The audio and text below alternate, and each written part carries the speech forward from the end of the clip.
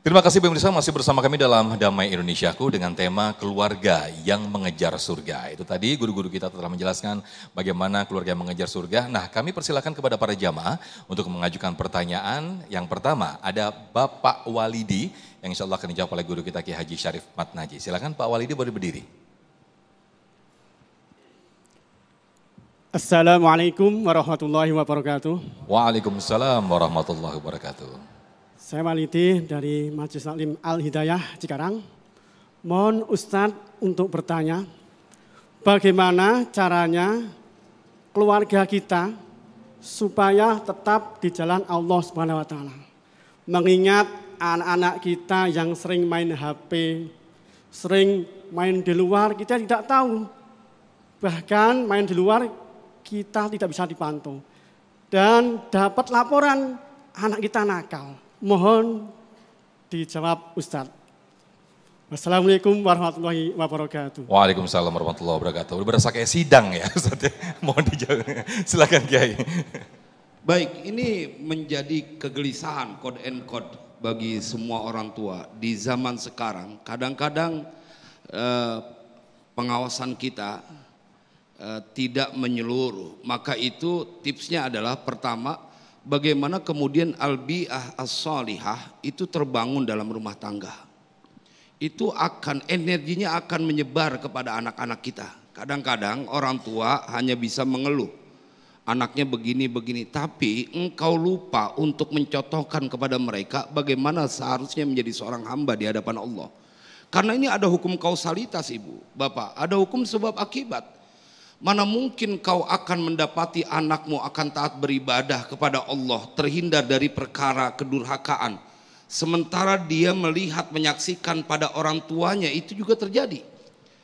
Maka tips yang paling utama adalah membangun al-bi'ah as-solihah, lingkungan yang solehah.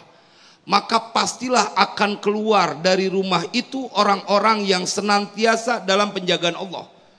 Kan yang bikin orang menjadi takut berbuat dosa, berbuat kedurhakaan atau di jalan yang menyimpang adalah ketika ditanamkan di dalam diri mereka, nak, ayahmu, ibumu boleh jadi tidak melihat apa yang kau lakukan karena kami mempunyai keterbatasan.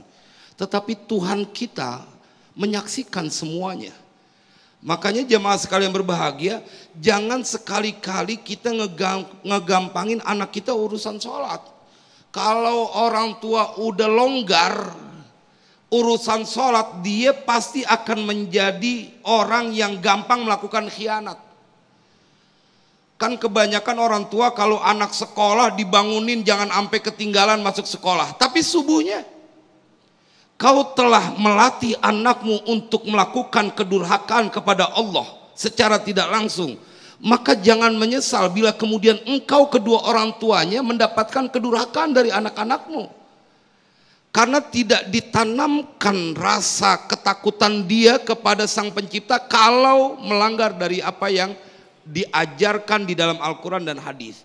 Maka yang paling utama adalah mencontohkan itu. Dan tidak mungkin Bapak Ibu seorang yang melakukan ketaatan, suami istri melakukan ketaatan, kemudian anak-anaknya dibikin keras hatinya, nggak mungkin. Kalau anak-anak kita hatinya keras, pasti ada yang salah pada ayah dan ibunya. Karena mereka lahir dari keluarga yang taat kepada Allah. Bagaimana mungkin kemudian Allah akan membuat mereka jadi puyeng urusan anaknya. Jadi ibda binafsik, mulai dari dirimu. Contohkan kepada anak-anak kita untuk melakukan ketaatan kepada Allah, maka bila itu terjadi dia akan terjaga dan terlalu kecil segala tipu daya kalau sudah Allah yang menjaga. Amin, Masya Allah, terima kasih. Itulah dikatakan bahwa ada buah yang jatuh tidak jauh dari pohonnya. Maka dari itu kita berikan contoh yang terbaik untuk anak-anak kita. Baik, terima kasih Kiai Haji Syarif Matnaji.